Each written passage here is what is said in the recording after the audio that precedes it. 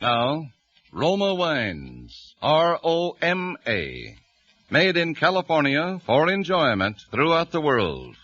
Roma Wines present Suspense. Tonight, Roma Wines bring you the MGM star, Mr. Keenan Wynn, as star of The Night Reveals, a suspense play produced, edited, and directed for Roma Wines by William Spear. Suspense, radio's outstanding theater of thrills, is presented for your enjoyment by Roma Wines. That's R-O-M-A, Roma Wines. Those excellent California wines that can add so much pleasantness to the way you live, to your happiness in entertaining guests, to your enjoyment of everyday meals. Yes, right now a glassful would be very pleasant, as Roma Wines bring you Keenan Wynn in a remarkable tale of Suspense.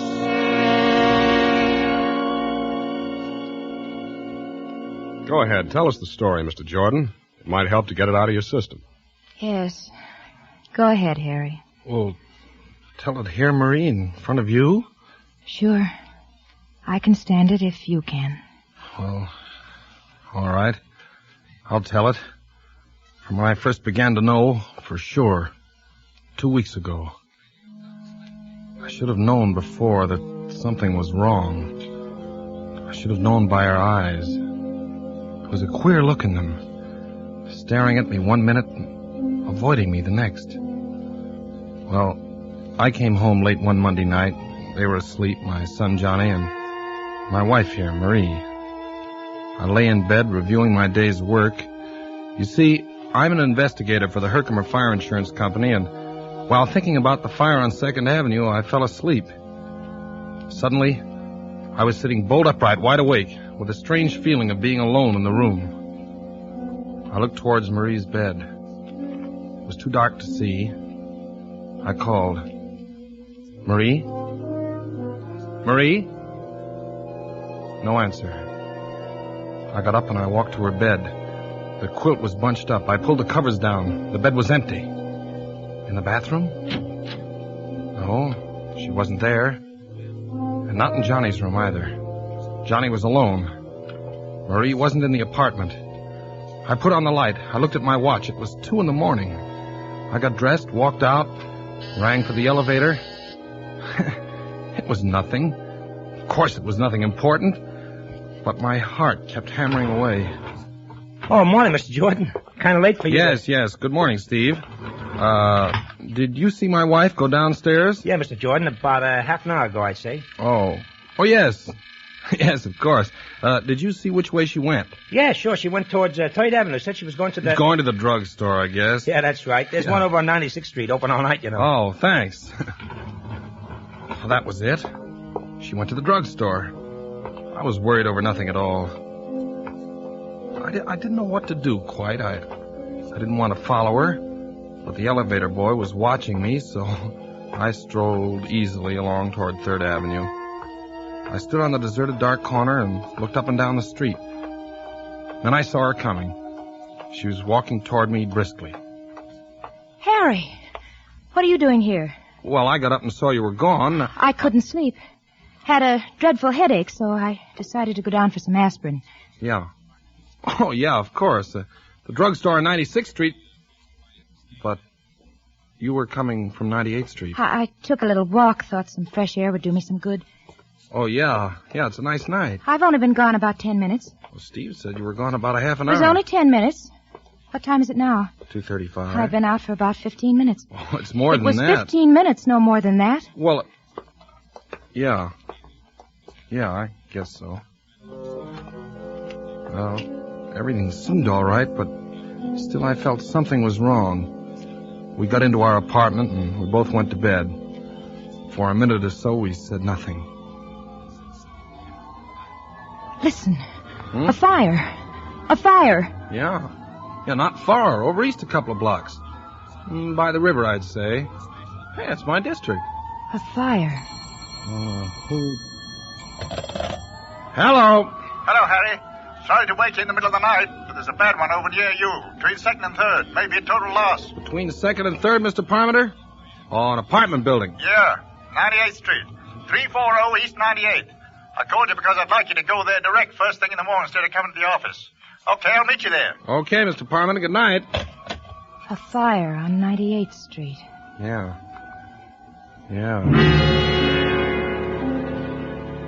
I couldn't see Marie in the dark, but I knew. I knew she was staring at me. I was very tired. Good night, Marie. Good night, Harry.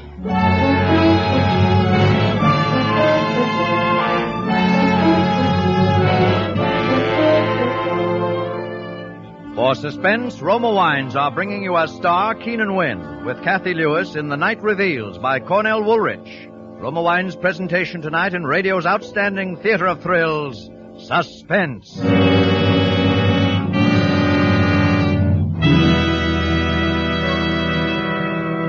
Between the acts of Suspense, this is Truman Bradley for Roma Wines.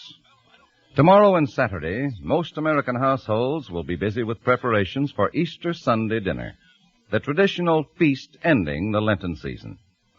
Time-honored accompaniment to gracious Easter dining and entertaining is wine, enjoyed throughout the ages by families and friends for pleasure and companionship in a sensible, moderate way.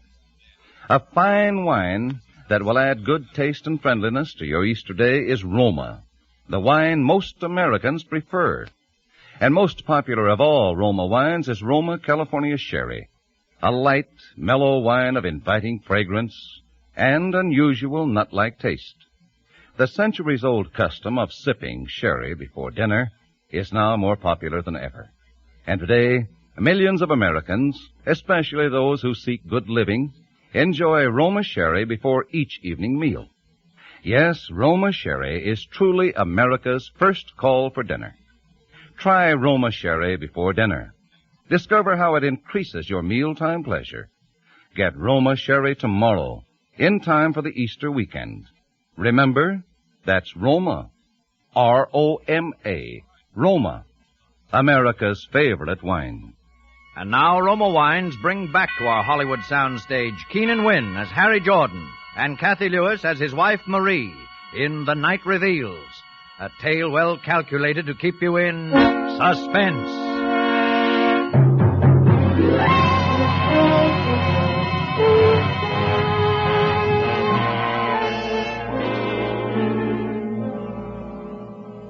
Go on, Mr. Jordan. Well, gentlemen, the next morning I went over to 98th Street to inspect the remains of number 340 and to see if there was evidence of anything suspicious about the origin of the fire. And Mr. Parmenter was there.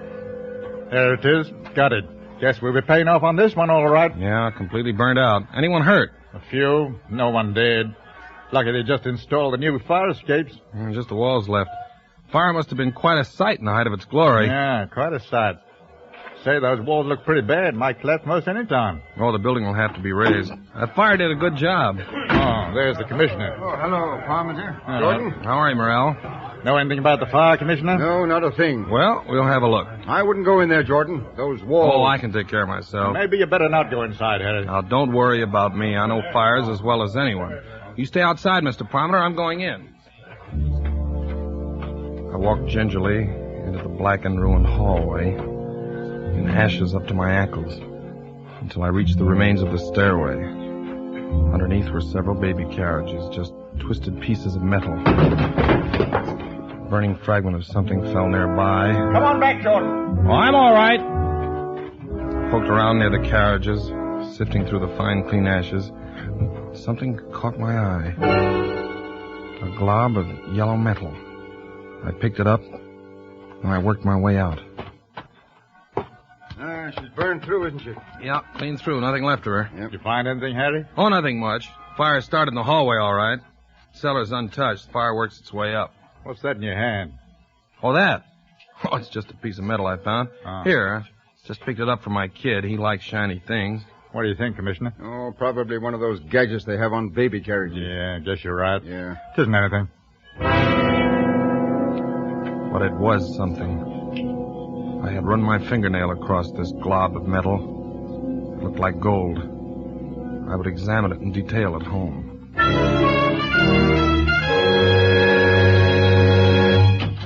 Hello, Daddy. Well, how are you, Johnny? Mama says I was bad today. Harry, you're home early. Yeah, I got through sooner than I expected. What is it? What is it, Harry? Your locket. You're not wearing it. You never had it off before. My locket? Well, don't you remember? Daddy, can I go over to see Davy Taylor for a minute? Yes, Johnny, go ahead. All right. Gee, thanks, Daddy. He shouldn't have done that, Harry. I didn't want him to go. He hasn't had his dinner. Never mind, Johnny. What did you say happened to the locket? Why, I gave it to you. To me? Well, I put it in your pocket to have it fixed. The catch was loose. I don't remember. I put it in your pocket, Harry. I forgot to mention it to you. I wanted you to take it to the jeweler's, get the catch fixed. I just put it in your coat pocket while you were shaving. When? Yesterday? Yes, yesterday morning. Well, then it should be in my pocket now. I wore this suit yesterday, too. Nothing in my pockets, Marie. Well... Marie. Yes, Harry? Is anything wrong with you? I'm perfectly all right. There's not a thing wrong with me. Well, you look worried, as if you had something on your mind. No, it's nothing. I've just been having a headache. Maybe you ought to see a doctor. No, it really doesn't amount to much. Well, I think I'll take another look for the locket. Which suit did you say you put it in? Your blue suit, I think. Maybe it was the gray, though. I couldn't make it out. What had she done with the locket? Had she pawned it? Had she given it away? And then I remembered something. I went into the bathroom and locked the door. I looked at this shapeless little glob of yellow metal. I rubbed the blackened spots away until all of it was gleaming. I took a nail file out of the medicine chest and began to file it. I kept filing until I had enlarged the crack to the full length of the piece of gold. Then I slipped the nail file inside and pried it open. Tiny fragments of glass, and then I saw a piece of scorched paper. It was a photograph. A picture of my son, Johnny. This glob of metal was my wife's locket. I put the locket and the picture in my pocket and walked out. All right, now. Now, what's the largest continent in the world? I know it. It's Asia. Mm-hmm. And the next largest? That's easy. Africa. Full of jungles. That's where Tarzan lives. Isn't it time for Johnny to be in bed? Yes, I had no idea it was so late. You run along to your room, Johnny. I'll be in a minute. All right, Mother. Good night, Dad. Good night, Johnny. Sleep well. He's getting along very well in school. Except for arithmetic. Seems to be having a little trouble. Johnny will be all right. Yes. Johnny will be all right. I know he'll be all right. I watched her. She seemed very uneasy. I walked over to my pipe rack where I kept several books of matches in a jar, but there weren't any there.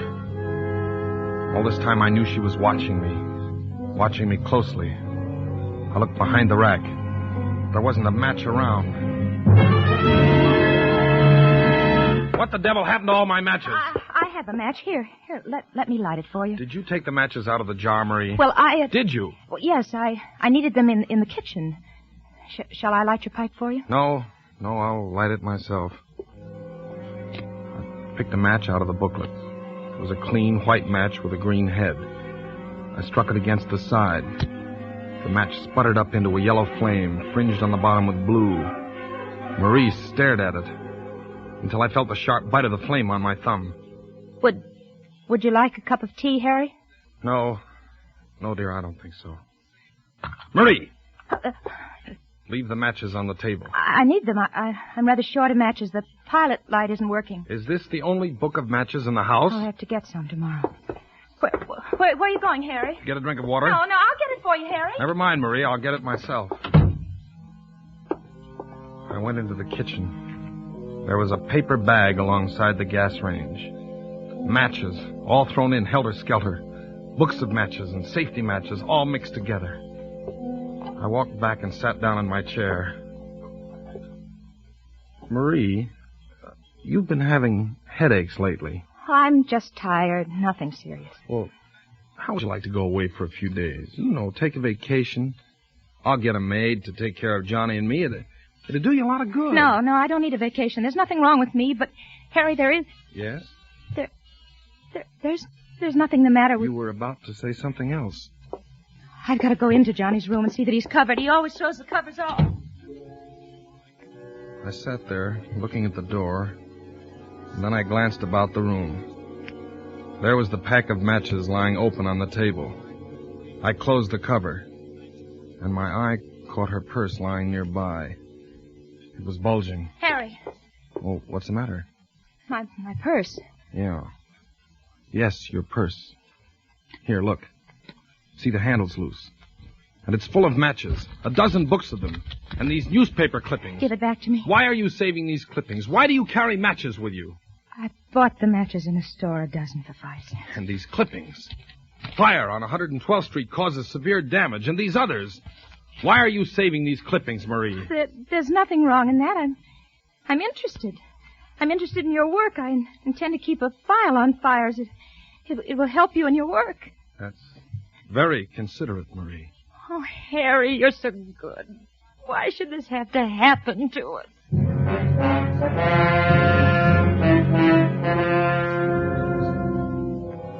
Towards midnight, I went to bed. Marie did not follow me. I lay in the semi-darkness, wide awake, trying to think what I should do. I couldn't collect my thoughts. Every time I closed my eyes, I could see the flame of the match, yellow and blue, crawling along the matchstick. Here, drink this, Harry. It will help you sleep. What is it? It's cocoa. It's very good for you. I'm not the one that's having trouble falling asleep.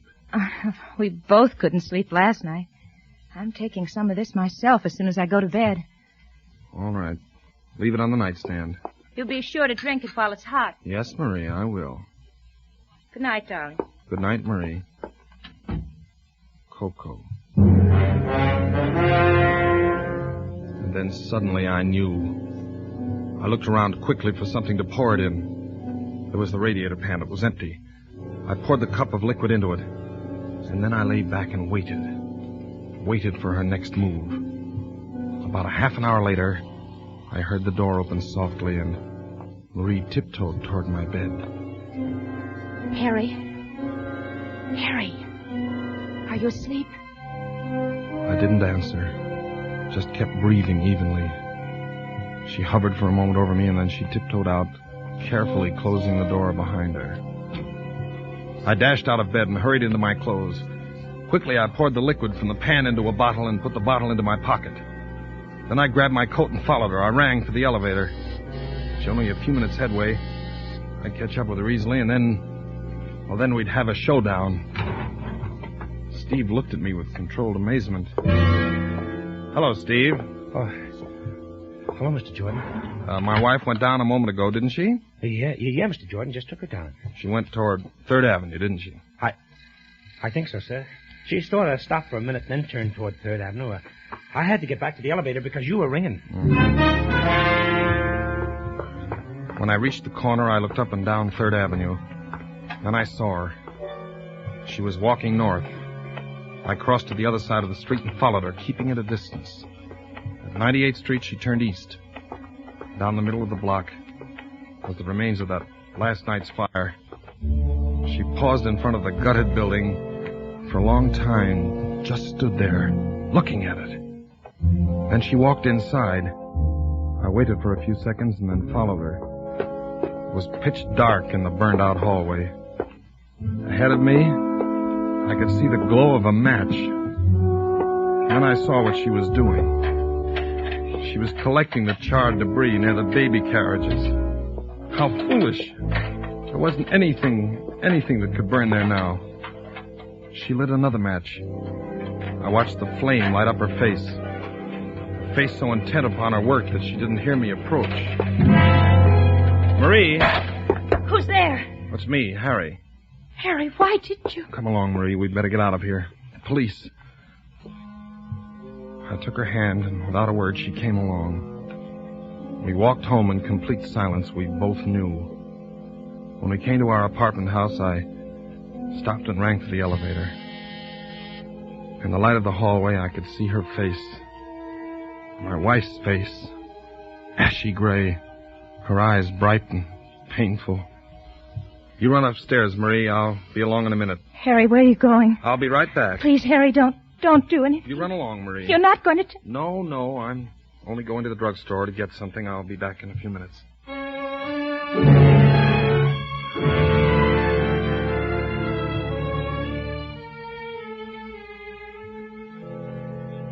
I came home a half an hour later. She was waiting for me. Did you do it, Harry? Harry, please tell me. I've got to know. I had the cocoa you gave me analyzed. I'm sorry. I had to do it. Don't you see? I couldn't help it. It was very easy for the druggist, especially when I told him what I thought was in it. That sodium stuff that makes you sleep through an earthquake. Please try to understand, Harry. You must understand. Is the kid asleep? Yes, Johnny's all right. Well, I was sorry for Marie. She looked so haggard and worn. It wasn't her fault. I was sorry for myself. My head was roaring. I wasn't feeling too well. I kept seeing sparks in front of my eyes. I closed my eyes for a moment. Let's go to bed, Harry. Marie, we can do something. Let's burn up every match. Every match in the house. We'll never bring another match in here. No, Harry, we can't do that. You don't want to? No, Harry, not now. See? This is the first book. It's turning black. We'll do it with every book of matches. It's no use. It's no use, Harry. Strange, isn't it, that this should happen to me? Me, a fire inspector. Oh, that's funny. Give me the matches, Marie.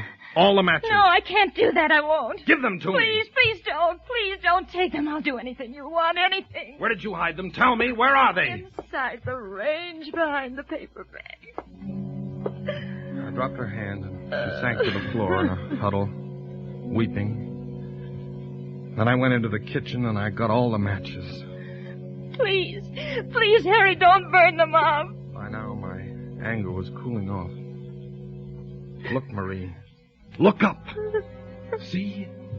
I light each book of matches one at a time until they're all gone up in smoke. The yellow flame licked its way down the matches. The cover caught fire and blackened. I watched her look at the flame with dazed eyes. Listen, Harry, do you hear? Well, it's just someone in the hall. It's more than someone. Something's happened. Something has happened. I'll take a look. The house is afire. Yes, Marie. Wake up, Johnny. Johnny! We'll have to hurry. The flames are coming up the stairs. There's an upward draft. What's the matter? The house is afire. We've got to get out. Well, it's too late to go down. We'll have to go up through the roof. I've hurt my leg. Mother, Johnny. wait for Mother. She'll come along. No, I want to wait for Mother. It's all right, Johnny. Go along with Daddy. I'll follow you. No, I won't. Hold on to my arm, Marie. Hold on. Come on. Give me your hand, Johnny. Now, don't be scared. The fire won't hurt you. It won't hurt you at all. You're safe with me.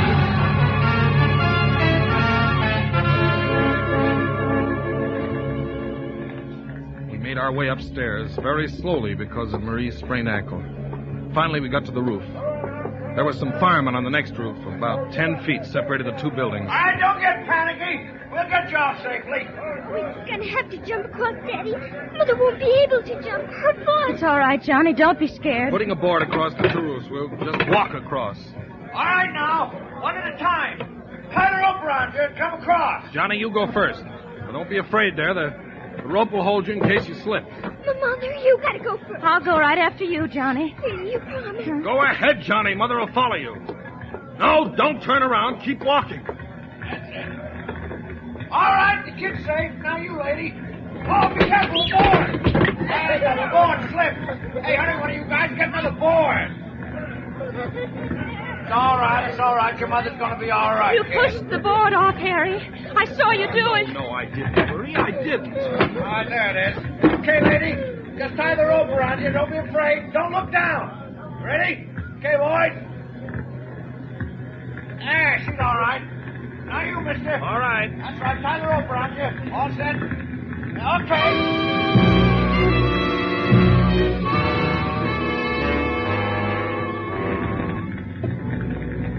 On the ground, we stood there, the three of us, watching the fire. Sparks were shooting up through the hole where it had bitten through. Great flames shot out, stabbing at the sky. The top of the roof was burning now. A red flame crawled along, searching out the inflammable spots. A wooden pole caught fire and blazed up in a long, narrow, curving arc. The wind was helping it.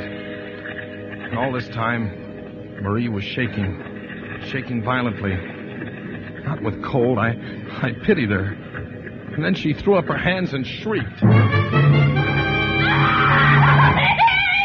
Now, darling, don't. I can't stand it. We can't go on this way. Police! Now, don't do it, Marie. Now, there's no need. Not the police. You don't know what you're saying. Hey, what's the matter over here? What is it, lady? What is it? You Pay better no come. attention. No, it's no use, Harry. Officer, these awful fires. They're not accidental. There's a pyromaniac, a criminal. I know who it is. You've got to arrest the person. Arrest him, so there won't be any more. All right, lady, all right. Now, what is this? Who's the pyromaniac? The criminal is my husband, Harry Jordan. This man here. Arrest him, officer.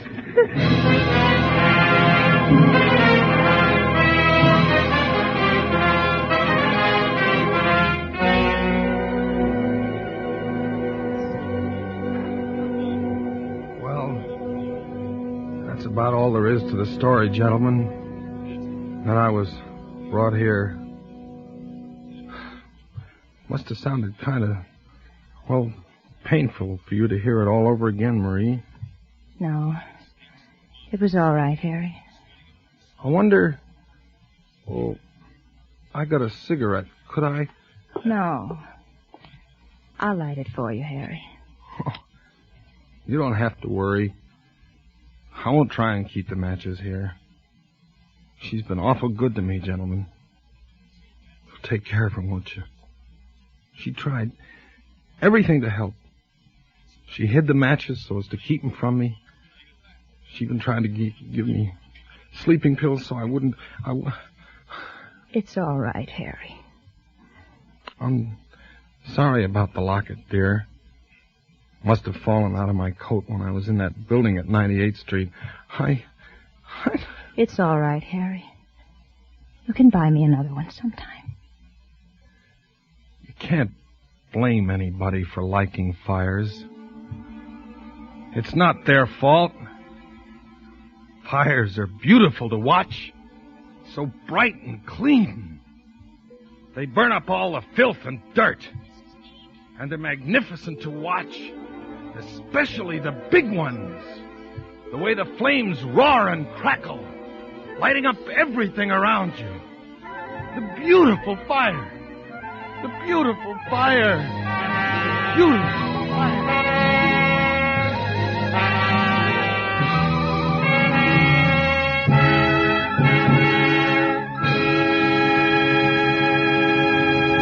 Suspense.